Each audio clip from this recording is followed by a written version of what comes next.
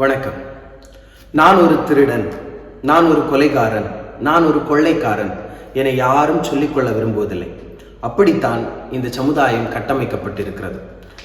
எல்லோருமே தங்களை மனிதகுல மாணிக்கமாகவே காட்டிக்கொள்ள விரும்புகிறார்கள். அப்படித்தான் காட்டிக்கொள்கிறார்கள்.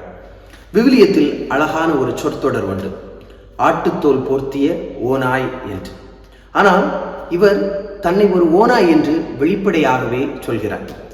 சுயசரிதை என்றாலே நெல்சன் மண்டேலா, காந்தி, அப்துல் கலாம் என்று இந்த சமூகத்திற்காக உழைத்தவர்கள் அல்லது மேன்மக்களைத்தான் நாம் நினைப்போம்.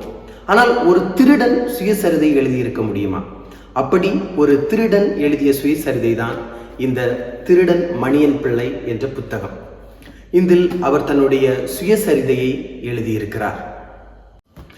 இந்நூலை திருடன் மணியன் பிள்ளையோடு சேர்த்து GR இந்துகோபன், அவர் மலையாள பத்திரிகையான மனோரமாவின் ஆசிரியர், இவர்கள் இருவரும் சேர்ந்து இதை எழுதியிருக்கிறார்கள். மலையாளத்திலிருந்து தமிழில் மொழிபெயர்த்தவர் குளச்சல் மு. யூசுப். அவர் நான் வாழ்கின்ற ஊரின் பக்கத்து ஊரில் வாழ்ந்து வருகிறார் என்பது இன்னும் கூடுதல் சிறப்பு. இந்நூலின் தொடக்கத்திலேயே திருடன் மணியன் பிள்ளை, நீங்கள் வாசிக்கும் போது இருக்கக்கூடிய சுவாரஸ்யம் என்னுடைய வாழ்க்கையில் இல்லை. என்னுடைய வாழ்க்கை வலிகளும் வேதனைகளும் நிறைந்ததாகவே இருக்கிறது. என்னுடைய வாழ்க்கையை உங்களிடம் வெளிப்படையாக சொல்கிறேன், ஏனென்றால் இன்னொரு திருடன் மணியன் பிள்ளை உருவாகிவிடக்கூடாது என்பதற்காக. இந்நூலில் இவர் முதலில் திருட முயற்சி செய்து அது நடைபெறாமல் தடுக்கப்பட்டு இவருக்கு திருட்டு பட்டம் கிடைக்கிறது. மேலும் பல்வேறு திருடர்களிடமிருந்து திருட்டு நுணுக்கங்களை கற்று இவருக்கென்று ஒரு பாணியை உருவாக்கி இருக்கிறார். அதிலும் குறிப்பாக இவர் எந்த வீட்டுக்கு திருடச் சென்றாலும் முடிந்தவரை அந்த வீட்டில் குளிக்க முயற்சி செய்வார். அதோடு மட்டுமில்லாமல் எப்போது திருடச் சென்றாலும் இன்னொரு சட்டையும் வைத்திருப்பார். அப்போதுதான் திருடிவிட்டு வரும்போது போலீஸ்காரர்கள் எதிர்பட்டால் நான் கடைக்கு போகிறேன் அல்லது வெளியே எங்கே செல்கிறேன் என்று தப்பித்துக் கொள்ள முடியும். சட்டை வியர்வை படிந்திருந்தால் அவர்கள் சந்தேகப்படக்கூடும். அதனால் இந்த நூல் முழுவதுமே மிகவும் சுவாரஸ்யமாக இருக்கும். சுவாரஸ்யத்திற்கு எந்த பஞ்சமுமே இருக்காது.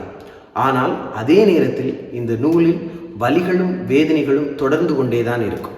இந்த புத்தகத்தை அவர் தன்னுடைய வாழ்க்கையை மிக வெளிப்படையாகவே எழுதியிருக்கிறார்.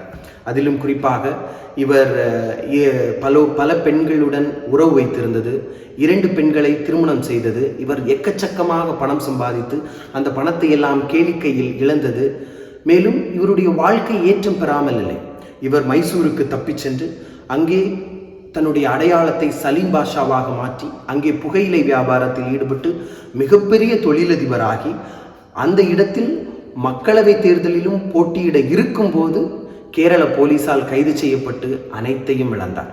இவருடைய வாழ்வில் பல்வேறு வலிகளும் வேதனைகளும் இருக்கின்றன. இவருடைய அன்பு மனைவி மெஹருநிஷா இறந்து போகிறார். அதன் பிறகு இவர் வாழ்க்கையில் பல்வேறு சவால்களையும் இன்னல்களையும் சந்திருக்கிறார். இவருடைய அம்மா, இவர் செய்த தவறுக்காக இவருடைய அம்மா நீதிமன்றத்தில் அவமானப்படுகிறார். இப்படி பல்வேறு இன்னல்களையும் இவர் சந்தித்திருக்கிறார். அதனால் ஊழ்வினை உறுத்து வந்து ஊட்டும் என்ற வாக்கியம் இவருடைய வாழ்க்கையில் அனுபவமாக இருக்கிறது. அதை அவர் திடமாக நம்பவும் செய்கிறார். இவர் ஒரு இந்துவாக பிறந்து இஸ்லாமியனாக மாறி பிறகு கிறிஸ்தவ பைபிள் கல்லூரியில் சேர்ந்து ஒரு சகோதரராகவும் இருந்திருக்கிறார். கிறிஸ்தவ ஆன்மீகம் இவருடைய மனதிற்கு நெருக்கமாகவும் இந்த கிறிஸ்தவ ஆன்மீகம் இவருக்கு ஒரு மன அமைதியை தருவதாகவும் இவர் உறுதியாக நம்புகிறார். மேலும் இவருடைய வாழ்க்கையில் பல்வேறு சுவாரஸ்யங்கள் இருக்கின்றன. அதே நேரத்தில் வலிகளும் வேதனைகளும் இருக்கின்றன. இவற்றை அவருடைய வாழ்க்கை நிகழ்வுகளை சொல்லிக்கொண்டே போகலாம். அதிலும் குறிப்பாக போலீசாரின் உருட்டல், நீதிமன்றத்தை எதிர்கொள்ளுதல், ஜப்பான் குத்து என நிறைய அடுக்கிக் கொண்டே போகலாம். ஆனால் எல்லாவற்றையும் சொல்லிவிட்டால் உங்களுக்கு வாசிப்பதற்கு சுவாரஸ்யம் இருக்காது. எனவே நான் இங்கே முற்றுப்புள்ளி வைத்துக் கொள்கிறேன். இந்த புத்தகத்தை பற்றி விமர்சனமும் இருக்கின்றன.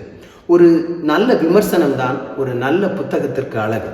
விமர்சனமே இல்லை என்றால் அது நல்ல புத்தகமே இல்லை. இந்த புத்தகத்தை முழுமையாக வாசித்தவன் என்ற முறைகள் சொல்கிறேன். எனக்கு இந்த புத்தகத்தை விமர்சிக்க அத்தனை தகுதிகளும் இருக்கிறது. இந்த புத்தகத்தின் சில இடங்களில் தன்னை மிகவும் உயர்த்தி பேசுகிறாரோ என்ற ஒரு எண்ணம் ஏற்படுகிறது. மேலும் சில இடங்களில் தன்னுடைய தவறை நியாயப்படுத்துவது போலவும் பேசுகிறார்.